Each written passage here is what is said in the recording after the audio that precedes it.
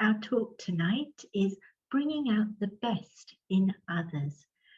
Our speaker, David Fletcher, is joining us from Nova Scotia in Canada. David has worked as an educator, action researcher, and capacity building consultant right across the world. So from Africa to Asia and of course back to North America. He specialises in exploring indigenous wisdom for community resilience.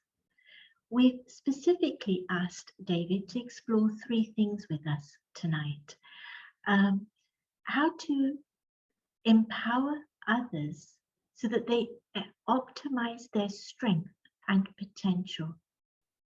Spark energy, engagement and motivation, that's number 2. And number 3, create space for people to flourish and thrive. I know this is a subject very close to my own heart, so I'm going to be paying a lot of attention. After David's talk, he's going to do a short meditation, and after the meditation, he'll be taking your questions. So please do send in your questions, and I will be putting them to David on your behalf. David, over to you. Thank you, Artie, very much. And I'm very happy to be here. Hello to everyone out there in Zoom land. Three very specific questions. I guess time will tell half an hour from now if I'm able to touch on those or not, because I'm sort of approaching things in a bit of an indirect way, where I want to talk about some of my own inspirations, some of my experiences, and some insights that has given me. So I have a bit of a PowerPoint here. I'm going to share my screen, and hopefully people are able to see the screen and see me as well. Yes, we see both. Just trying to adjust here. Okay, great. So bringing out the best in others, inspirations, experiences, and insights. And I wanted to start just by asking people to take a minute and think for yourself, what is a quote or a person that inspires you and why? And it might be a quote from a famous person, might be a quote from a movie star or a philosopher or a theologian. Might be a quote from your mother or father or your children. But just think about a quote or about a person who inspires you. And maybe what is it about that person? What characteristics do they exhibit? Or what values or virtues do they express that inspires you? And just think for a minute and maybe write that down or take note of it somewhere. If you're driving your car, commuting home, please don't stop and try to write something, just think about it. But a quote or a person that inspires you. And I'm going to talk a little bit about what things have inspired me. And the first one is this quote, Beren Kasia Chiki Baya Maganin Yunwa. It's a proverb from in Hausa, from northern part of Nigeria. And the meaning is, leaving bad stuff in your stomach will not cure your hunger. And I get the slide moving here. There we are. Beren Kasia Chiki Baya Maganin Yunwa. And this was something I heard over 30 years ago now, and at the time really inspired me that, yeah, if there's something that's bad in your environment or something bad inside, you need to talk about it. You need to get it out. You need to speak up and express it. And that's how change will happen in the world. And this kind of proverb inspired me for a long time in becoming an activist and wanting to speak out and not letting negative things sit, but wanting to make a difference in them. But then I had an experience a few years after that, where I was invited to take part in a sweat lodge ceremony. This was with the Ojibwe people in northern Manitoba, one of the provinces of Canada.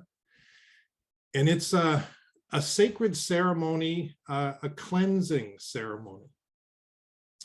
And I sort of went out of curiosity. You go inside this little enclosure they've constructed, and rocks are heated up in the fire you see out front. And then those rocks are taken into the center of the building. The tarps are closed and they throw water on the hot rocks, so it becomes very, very hot. So physically, your body sweats a lot, gets rid of toxins, but also the deeper meaning of this spiritual ceremony, and with great respect to the indigenous people that have shared this with so many others, is that it can cleanse the negative things inside your system, inside your soul. And it made me think about that expression, Beren Kashia Chiki, you need to get the bad things out, but it's not necessarily by getting other people to change or the system to change. It's about changing things and cleansing things within inside yourself.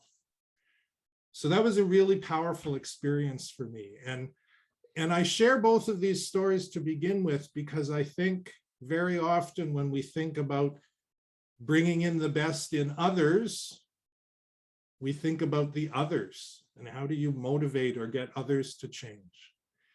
And a lot of my experiences have pointed to me that one needs to change oneself before thinking about changing others.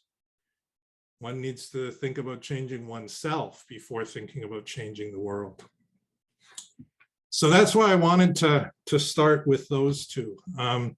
Another quotation that inspires me, and this is one many of you have probably heard: be the change you want to see in the world.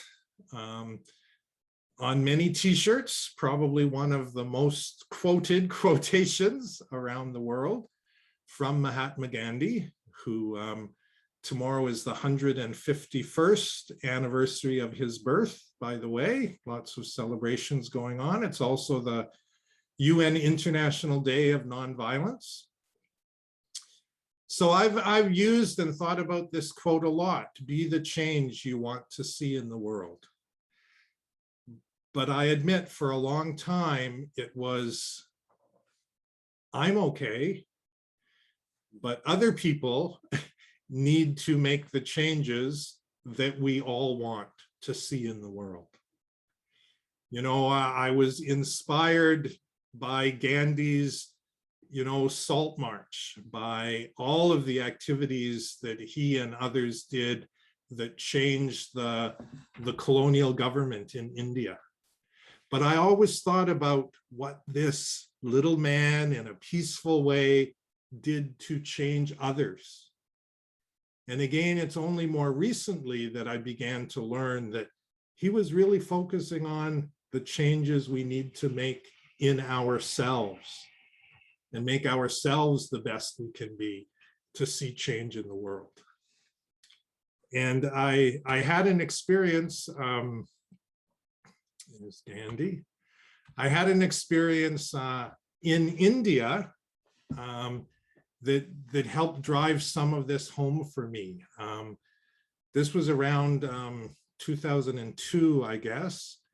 And I met a woman by the name of Daddy Janki, who's a spiritual leader in India. And there were maybe 400 people in the room, and she came in. She's just a small woman, now passed. She was maybe 85 or something at the time. She lived to be 104. And she came in and there was a chair set up for her on the stage. And she said, no, take that chair down, sit it in front of the group on the floor. I want to be close to people. And she said, I'm going to speak to you for 30 or 40 minutes, and you're going to be really happy at the end of this time. You're just going to feel really happy and joyful. And I was sitting there and sort of engaged my critical thinking and was a little hesitant about, is this woman going to hypnotize us, or what exactly is going to go on? And she spoke for about 30 minutes and asked some questions and answered some questions. For the life of me, I don't remember anything that she said. But at the end of the 30 minutes of her talk, I felt this amazing happiness deep, deep in my heart and in my soul. I was joyful. I felt intoxicated. And I didn't know why. There was no reason for it, but I just felt this great happiness. And it was a recognition that, if you have those positive feelings, those good wishes for others, you can influence them. Your vibrations can influence them. It's not necessarily anything you do, but just those positive thoughts and wishes can have an influence on other people and can bring them happiness, which is something we're often looking for. And I think she was able to do that because she was happy herself. So she had made the change that then made a change with others in the world. Another story is from a Canadian anthropologist, or another quote by the name of Wade Davis. And this quote I've liked for a long time. He says, "The world in which you were born is just one model of reality. Other cultures are not failed attempts at being you. They are unique manifestations of the human spirit." And as a sociologist, as having the opportunity to travel to different parts of the world and live and work in different parts of the world, I think this is such a powerful understanding. When you get to know different indigenous people who live close to the land, they have an entirely different worldview of what's important and how to live one's life in a way that's valuable and sustainable and honors themselves, their ancestors, their children, the land that they're part of. And we need to really think about, there's not one way of living and one way of surviving in the world. Excuse me. And an experience that resonates with this is, I was doing some research work in northern Ghana fairly recently with the Dagara people. And there was one person who I interviewed a number of times, who we talked about as the proud farmer. He is a proud farmer. And, from a Western lens, or with different eyes, we might say, he's a poor man. He's struggling with climate change. There's problems of soil erosion and unpredictable rainfall, and it's difficult to get seeds to plant on his farm. And there's all of these other issues going on in his environment. But I learned a lot from him because he was very proud of being a farmer and believed very strongly that he and his people were in the world to make their livelihood from the land. That was a gift from God, from the Supreme, that they could get their living, their survival, their happiness from growing things on the land. And that was a special gift. And he is very proud that that's how his parents and grandparents and others of his people made their living. And he's very hopeful that his children and his grandchildren and descendants into the future will be able to survive from the land. he is a very proud farmer. And he accepted that that's his role, his part to play in the world, is to be a farmer and to be skilled and confident and accepting of that role.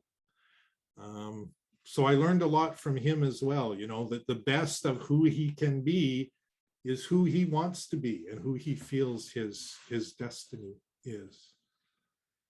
I've got a couple other experiences I wanted to share, but I thought I'd just ask you to take another minute now and think about what is an experience or other experiences that you've learned from that continues to guide you in how you interact in the world. A particular experience that's guided you, that you've learned something from, that sits deeply in your heart, in your mind. And it continues to guide you in how you discern and make decisions for how you interact with others in the world, whether it's in your family or your workplace or your school or your neighborhood. What are those experiences that take you forward? And maybe at the end in the question and answer, if people want to share some quotes or some of their own experiences, that would be great. Another one that I wanted to touch on in terms of a quote comes from this woman, some of you may know, Joanna Macy, who's a well-known environmentalist and has been for decades and decades. She's also a practicing Buddhist. And she and others sort of articulated this idea of we're at a very particular point in the history of the world right now. And she calls it the Great Turning. And that it's sort of a tipping point. We've come to a place on the trajectory of our industrial, sort of knowledge-based, environmentally destructive economy, that if we continue in the same trajectory, it could lead to destruction and a lot of suffering. And I think climate change is one really good indicator of that. But she says, you know, we're on that trajectory, but it's a very special time because people are going to change things so that there's a great turning away from that point of destruction. And she says we do that by taking action to stop the destruction, by creating new alternatives. She's great on talking about creative energy, but also changing our consciousness, changing our attitudes about things. And two of the things she mentions is the importance of starting with gratitude, you know, being thankful for the land and the water that produces food, that gives us sustenance, being thankful for our family members and those in our friendship circles and our work circles who collaborate with us and support us. And giving gratitude for each day we have as a living being on this earth. And this was a really profound you know, advice to me in terms of the place to start is always with gratitude. Joanna Macy also talks about, you know, don't be afraid of the dark. Like there is negativity in the world. There is corruption. There are bad things going on all the time. But don't start there. Don't be afraid of looking at those things. But start with gratitude. Start being thankful for not what you have, but what you are and what others are in the world. And she also talks about acting your age. And she doesn't mean, you know, if you're 27, act 27, or if you're 45, act 45, whatever.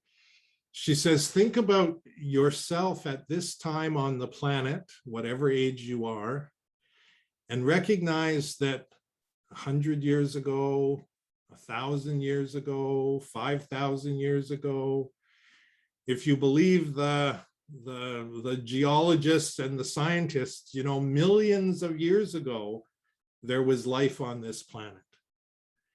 And there will be something on this planet in the galaxy 100 years, 1,000 years, however many years into the future. And one has to act their age in terms of being part of this whole continuum of life. And that we have a special part to play at this time, but also we have to have that perspective, that deep time perspective, she talks about it, in terms of all that has gone before and all that will come in the future. And, you know, if you think of yourself as, if you believe in rebirth or sort of the eternal nature of the soul, you know, it's the same kind of thing. It's not just right now at this time. That's important, but there's lots before and lots after that is really important for us as well. And we need to act our age in that way. A story, kind of a funny story that supported this quote and this learning from Joanna Macy, I call Fikre and the Bee. It was the early 2000s. I was in Ethiopia, and Fikre Ayelu, a good friend of mine, and I were out on a field trip doing some work in the rural areas. And we stopped for lunch and had a nice lunch. And there were all these bees buzzing around. And tried to, you know, swat them off and get rid of them. And at one point, a bee flew into my Coke bottle. And I grabbed the cap and put it on top of the Coke bottle and kind of looked quite proud that, look, I've, you know, captured one of these pesky bees that were bothering us. And Fikre reached over and took the cap off the bottle and said, born free, live free. And it was another one of those deep lessons for me in terms of, you know, the relationship we have with different living beings, and that they all have a part to play. And the bee wasn't doing anything wrong. The bee was just being a bee, you know? And it is one of the biodiversity, one of the creations of divinity on the earth, you know, and we have to have respect for those things. We have to have right relationships with all those living things and show them love and show them respect for being who they're supposed to be. And for me, it was also a lesson about, you know, about discipline. Like, I can talk about myself as believing in nonviolence, etc. Fikre is a strong Orthodox Christian, and for him, you know, the bee wasn't doing anything wrong. It deserves to live just as much as we do, and to live that every moment of every day for him was really important, to give the opportunity for the bee to be what it was meant to be. So a good lesson there.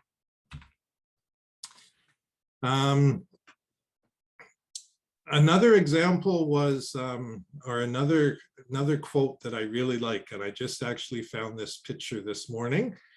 Thank you to Shutterstock for letting me take it off the internet and use it in this presentation. And this is a quote from the Persian poet Rumi from the 13th century. Sit down and be quiet. You are drunk and standing on the edge of a roof.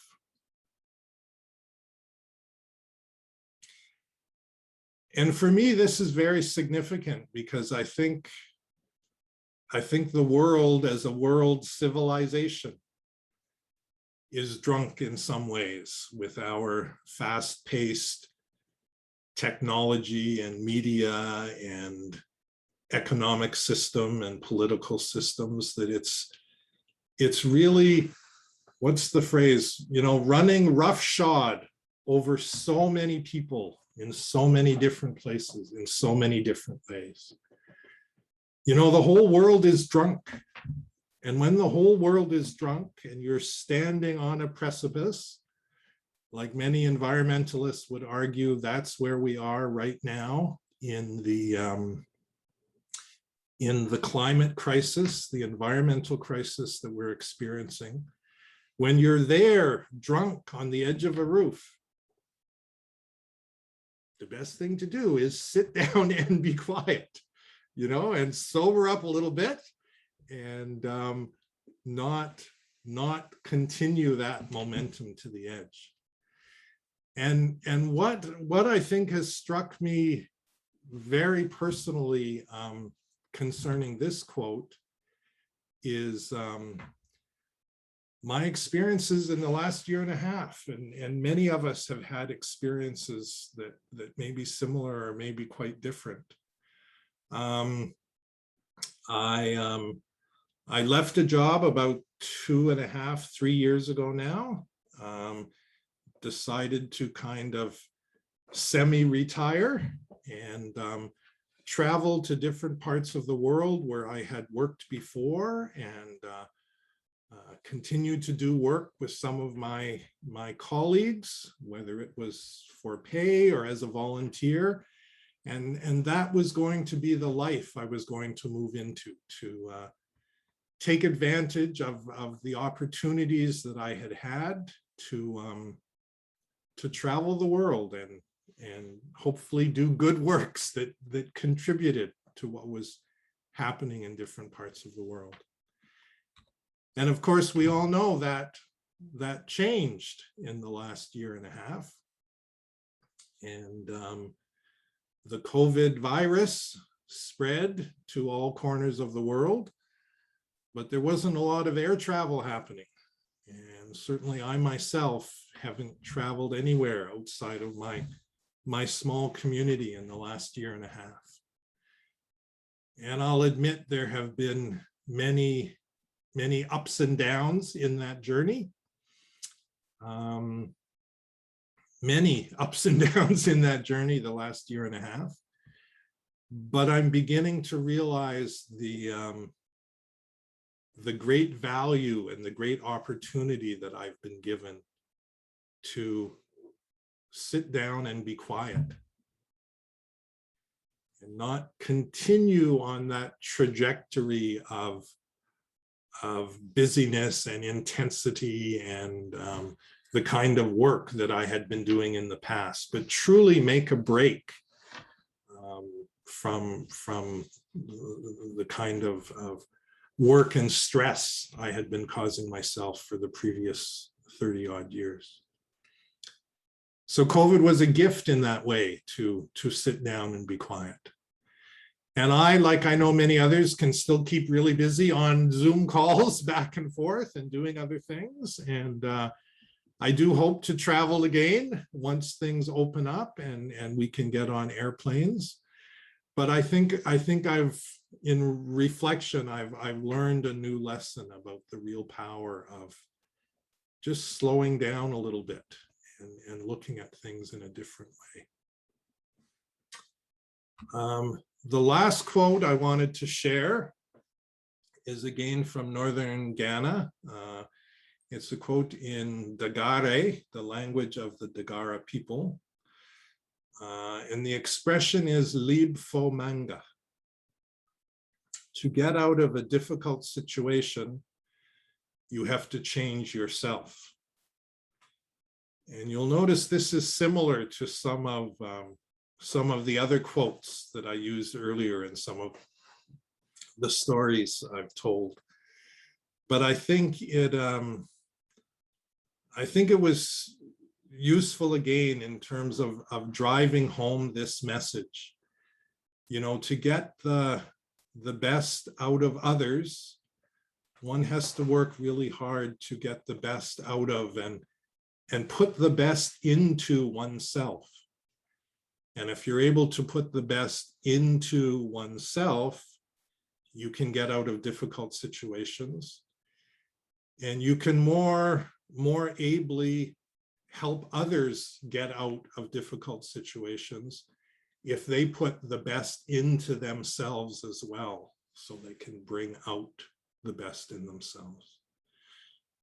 So to get out of a difficult situation, change yourself, lib fo manga. And one of the experiences that I've had off and on in many ways over the last 20 or 30 years is the value of these values and virtues cards. Many of you may have seen different kinds of card decks, self-mastery cards, different things. They're common to sort of the proverbs and expressions that I found from so many indigenous people on the African continent and elsewhere. And they're sort of to inspire and get people thinking about values and virtues they can use to guide their life. Not in an abstract philosophical sense, but in everyday activities. You can choose a card and there's a message there that will help you as you move forward. And these ones on the screen now are from a deck called the Self-Mastery Cards, which I think are probably available from Inner Space. You know, and they talk about freedom and purpose and introspection and wonder and openness and compassion and introvertedness.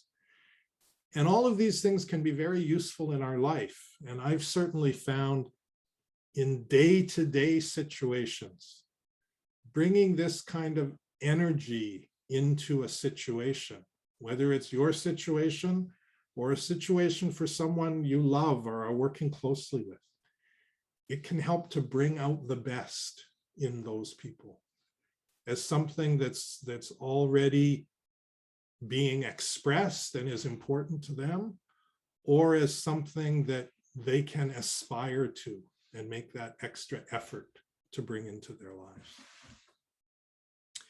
So if people are willing, what I'd like to do is just take a moment now to give you the opportunity to get a value to guide you as you go forward the next little while, whether it's today or the next couple of days, and choose one of these cards, A, B, C, D, E, F. And I'll share with you value or virtue that relates to those. So if you chose C, it's about cooperation. You lend your talents to others and make tasks light. If you chose A, good wishes. Your heart is filled with recognition of others. You always wish them the best. If you chose F, it's about tolerance. Like the apple tree, you give even when others are taking, expressing love with a full heart, unconditionally. And if you chose B, C, D, E, it's about courage. Like a candle in the face of a lion, you move forward with confidence, clarity, and purpose. And if out there in Zoom land, if you chose B, it's about creativity.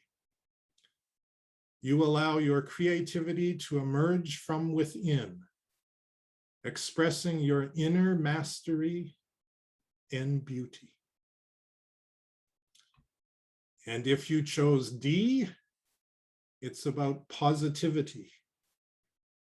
You take each circumstance and situation for its deeper hidden meaning, knowing you learn.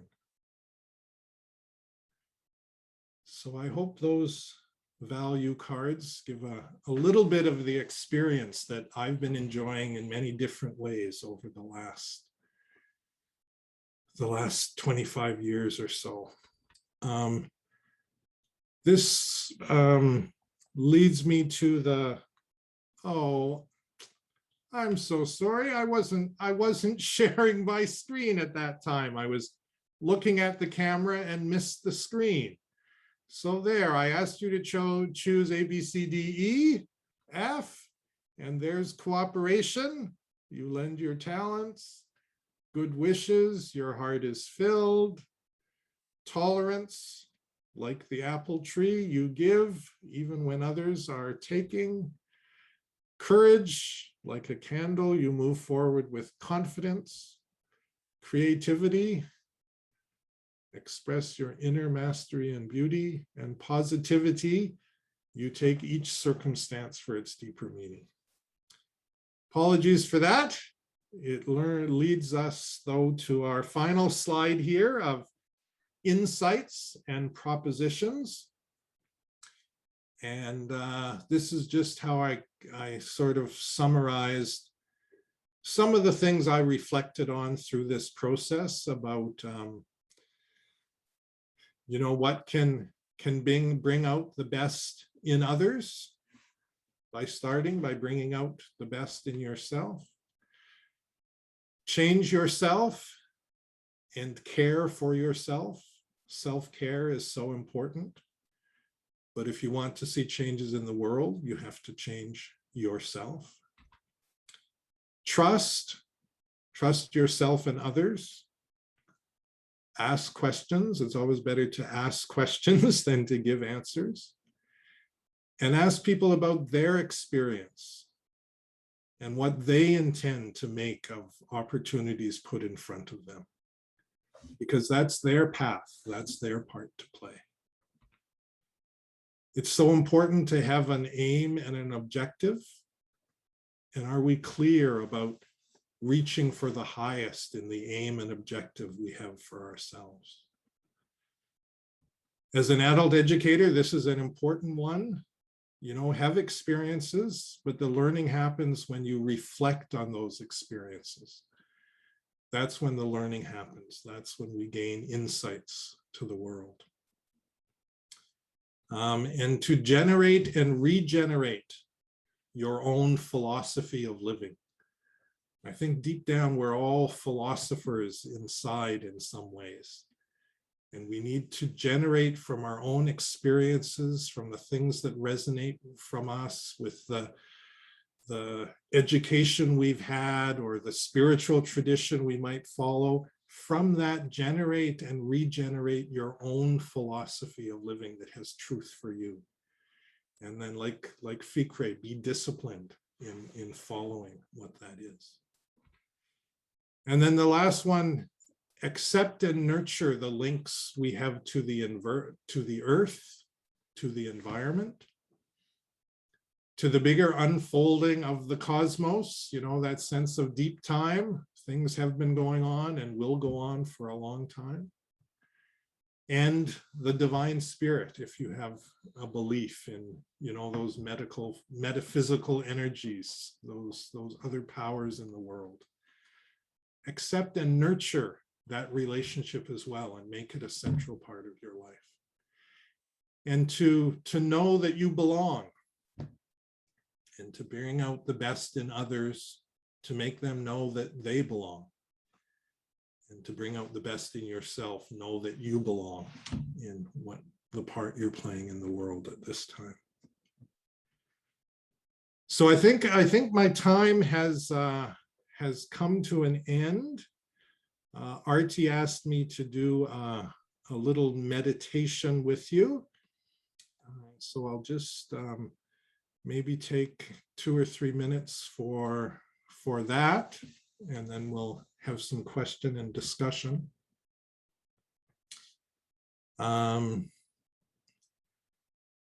So let's just take a moment and contemplate and reflect on what we've heard in the last 30 minutes.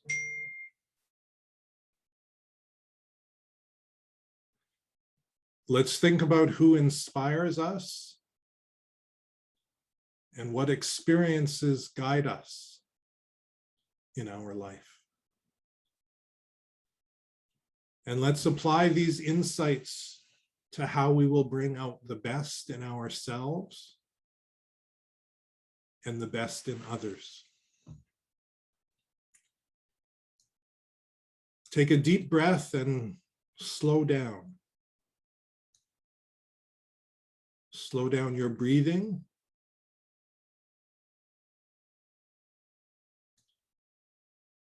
And slow down your thoughts.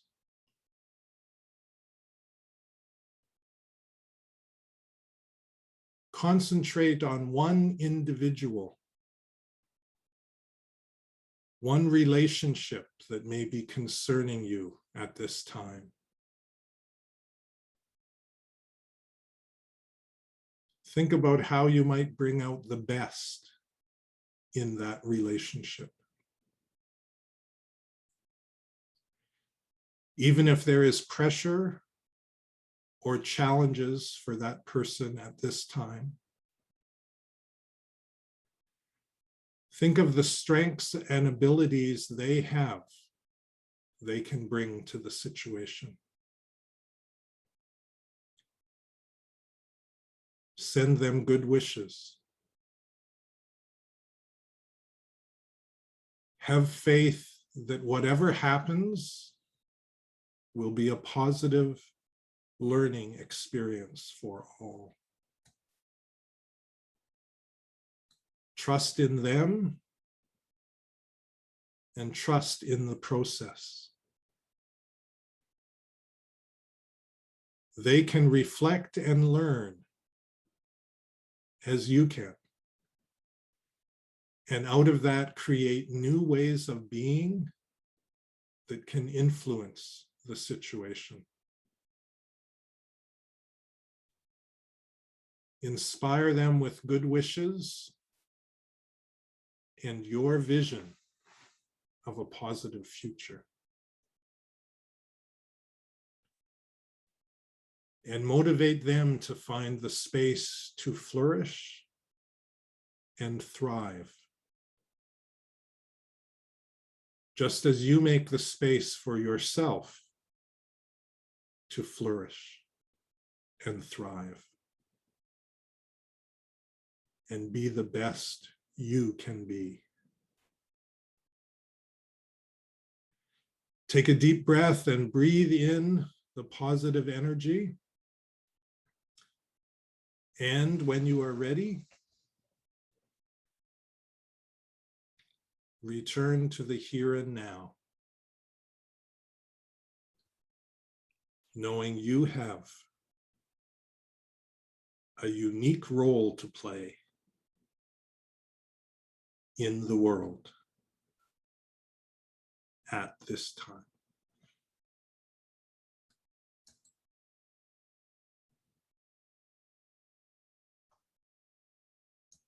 Thank you, David. Om Shanti.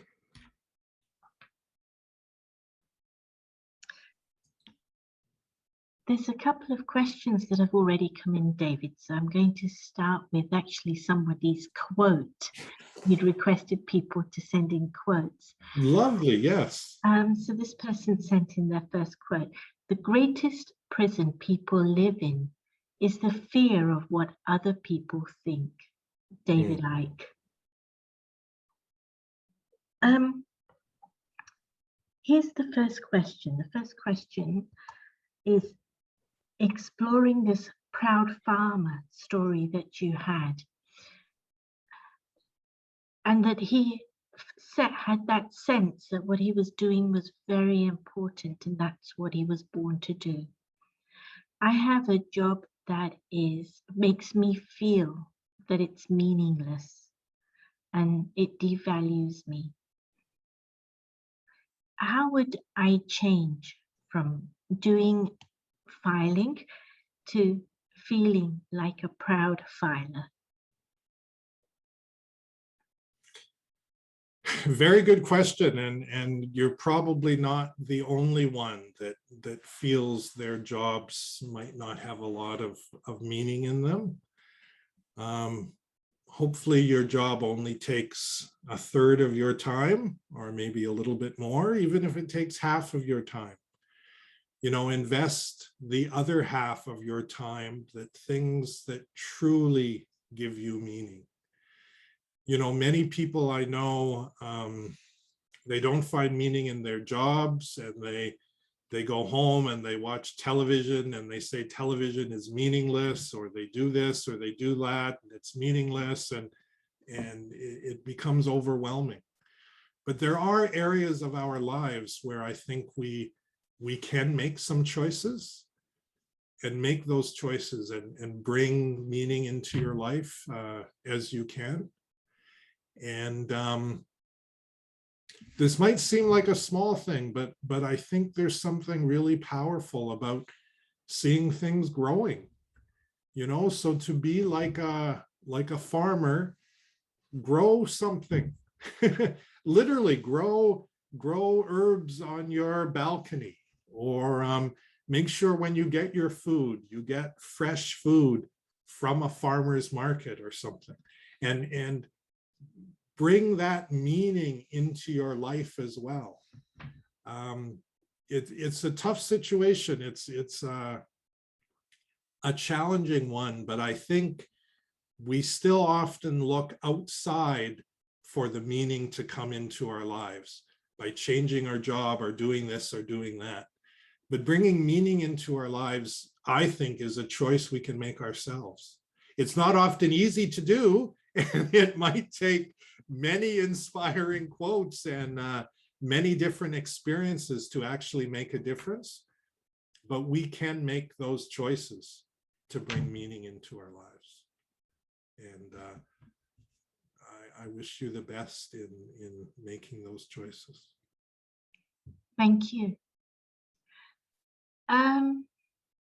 How do you get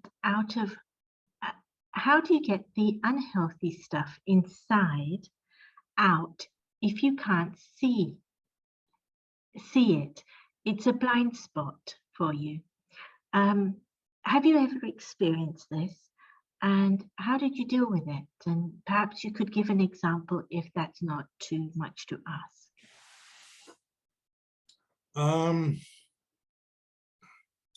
Certainly there are things inside. There are blind spots, and it's hard to know they're there.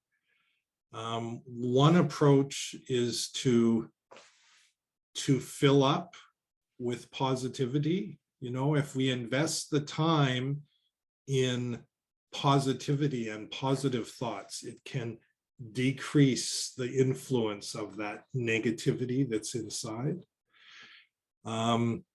You know, we can turn to others. We can become part of a group or a community where we have those heartfelt conversations, and people can help us to see what we may have been blind to and make the changes.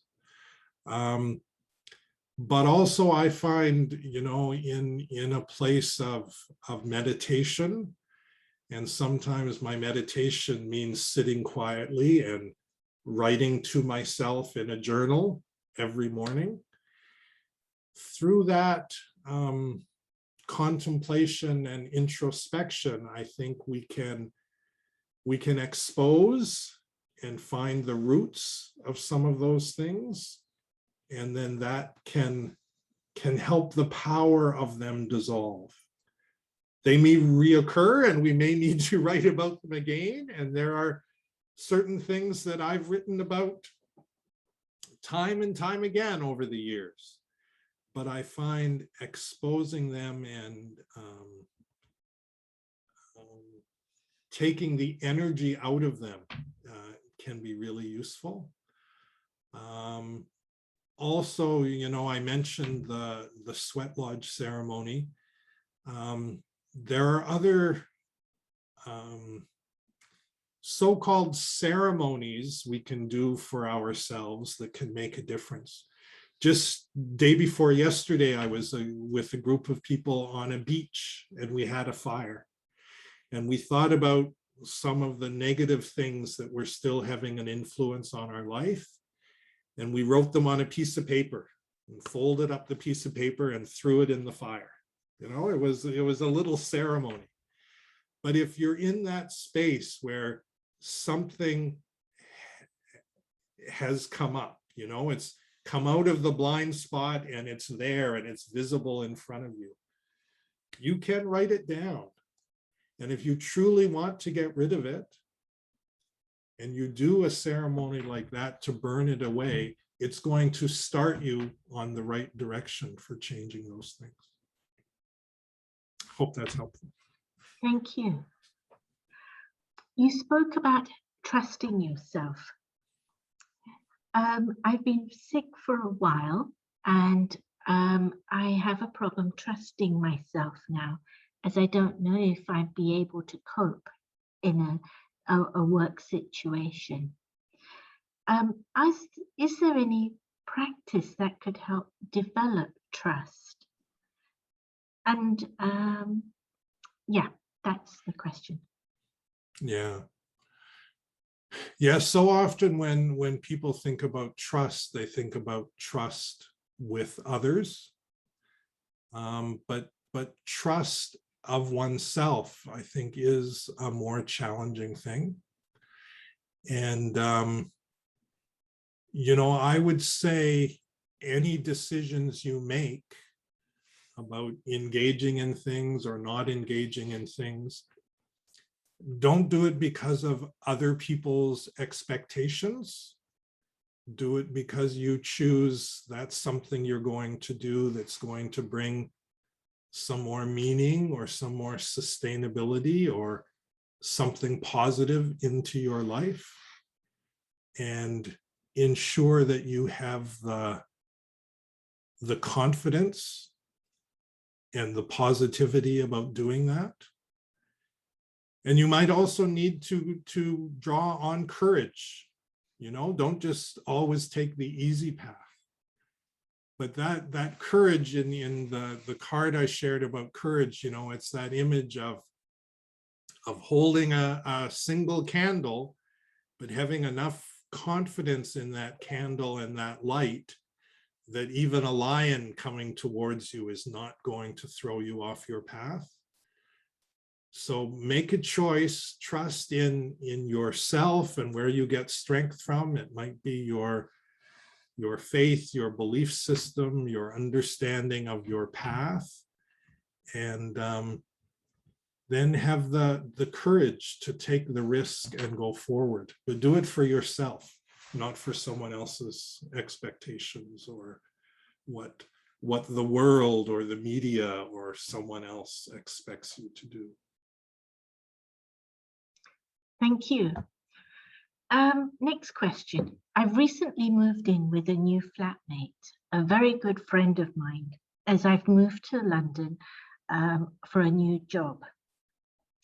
How can I bring out that sense of belonging between us and bring out the best for her, especially when she's feeling particularly down?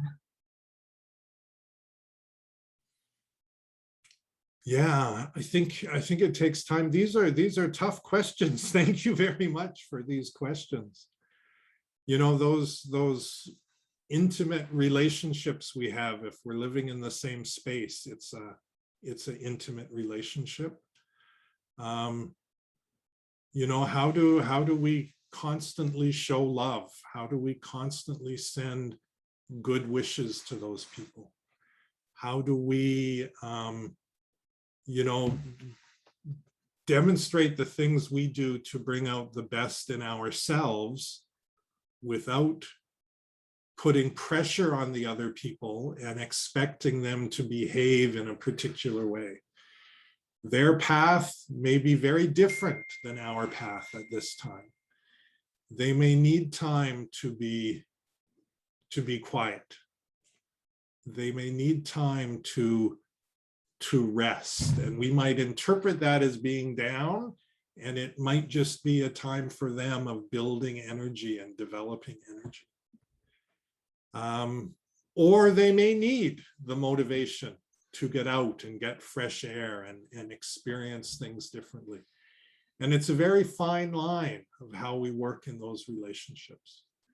But I think what's most important is the positivity, the love, the respect for the journey that the other person is on and the journey that you're on, and realizing you're in relationship with each other, and moving forward the best you can, you know, with moments of happiness and moments of laughter and moments of lightness along the way.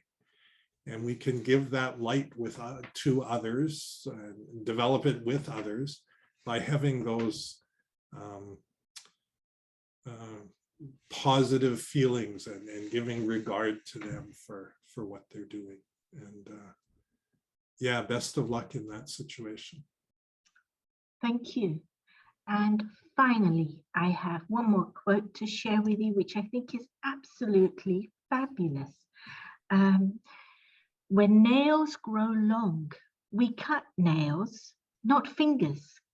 Similarly, when misunderstandings grow, cut your ego, not your relationship.